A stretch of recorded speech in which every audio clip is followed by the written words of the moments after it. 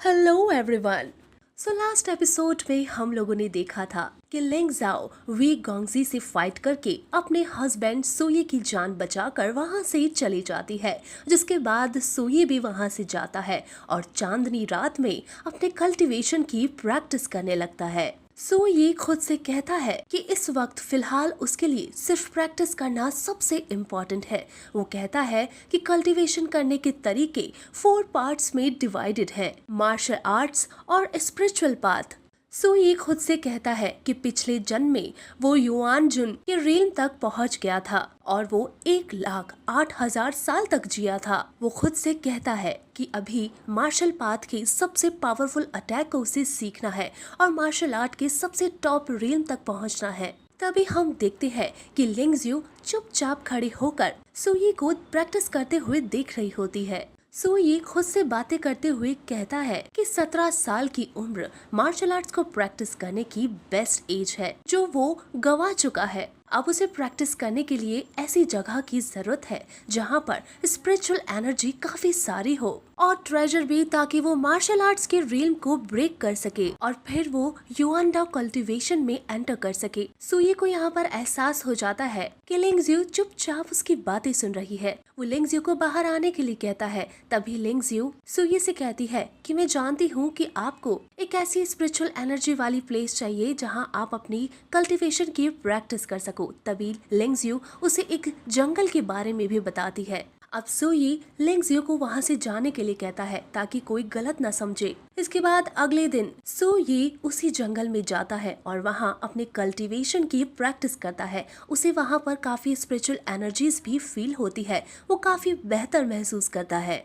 यहाँ वो the great wilderness Kyushu first law के बारे में सोचकर अपने दोस्त को भी याद करता है कि किस तरह से उसके दोस्त गोंगयाची ने जस्टिस क्रिएट किया था। वो बहुत ही पावरफुल था और वो खुद को वॉरियर कहता था, जबकि वो एक काफी स्ट्रॉन्ग एम्परर हुआ करता था।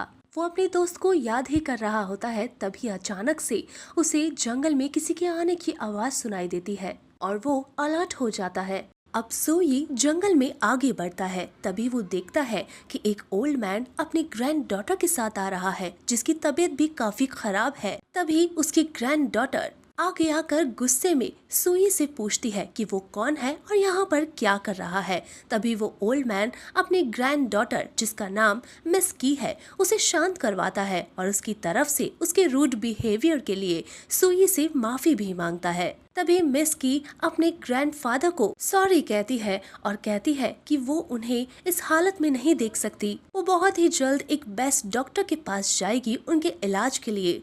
तभी सुई उनसे कहता है कि इन्हें जो बीमारी हुई है उसे कोई भी डॉक्टर सही नहीं कर सकता। अगर हमने इनके इलाज में और भी ज्यादा देरी की तो इनकी मौत भी हो सकती है।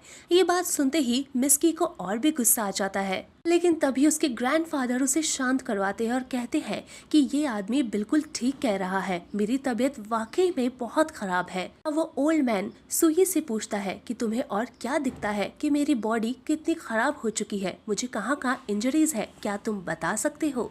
अब सुई अपनी सुपर पावर से उनकी बॉडी को देखता है और उसकी सारी इंजरीज बताता है कि किस तरह से उनके लंग्स में पॉइजन पूरी तरह से फैल चुका है। उनका चेहरा अब सफेद पड़ चुका है और उनके बॉडी के आसपास ठंडी हवा भी है। सुई उनसे कहता है कि अगर मैं गलत नहीं हूँ तो घोस्ट हिल में आपने मास्टर 6 से फाइट की है। ये बात सुनते ही वो ओल्ड मैन और भी ज्यादा चौंक जाता है। सुई उनसे कहता है कि मैं इतना भी श्योर हूँ कि आप दोनों यहाँ पर शेड ग्रास और पोलर सनफ्लावर को लेने के लिए आए हैं। ये बात सुनकर मिस की भी चौंक जाती है और कहती है कि तुम्हें ये सब कुछ कैसे पता।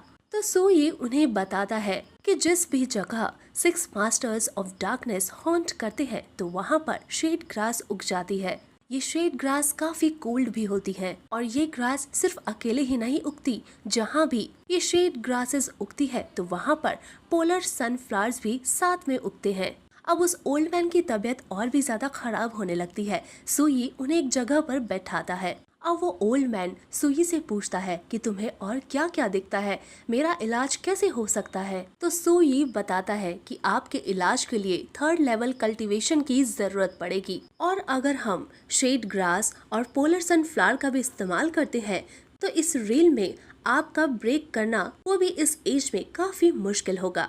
मगर सू ये कहता है कि मैंने डिसाइड किया है कि शेड ग्रास और पॉलर सनफ्लावर को यूज करके मैं फोर्सफुली ब्रेक थ्रू करवाऊंगा। सुई की बातें सुनकर वो ओल्ड मैन तैयार हो जाता है अपना इलाज करवाने के लिए। मगर यहाँ सुई इलाज करने के बदले में कुछ कीमत भी मांगता है, तो बदले में मिस की सुई को 10,000 टेल्स ऑफ सिल्वर देती है। ये सुई को काफी ज्यादा लगते हैं, मगर ओल्ड मैन सुई से रिक्वेस्ट करता है कि वो इन्हें रख ले। जिसके बाद सुई कुछ मेडिसिन लिखकर उन्हें देता है और कहता है कि अगले 7 दिनों तक आपको ये दवाइयाँ खानी होगी और अगले 7 दिन बाद आप मुझसे दोबारा मिलेंगे, तब मैं आपकी बॉडी से सारा पॉइजन निकाल दूंगा। सुई कहता है कि फिलहाल मुझे चलना होगा और वो उन्हें अलविदा कहकर वहाँ से चला जाता है और ये एपिसोड यहीं पर खत्म हो जाता है। वेल दोस्तों, ये सीरीज आप लोगों को कैसी लग रही है हमें कमेंट करके जरूर शेयर करना और नेक्स्ट एपिसोड के लिए चैनल को भी सब्सक्राइब कर दे।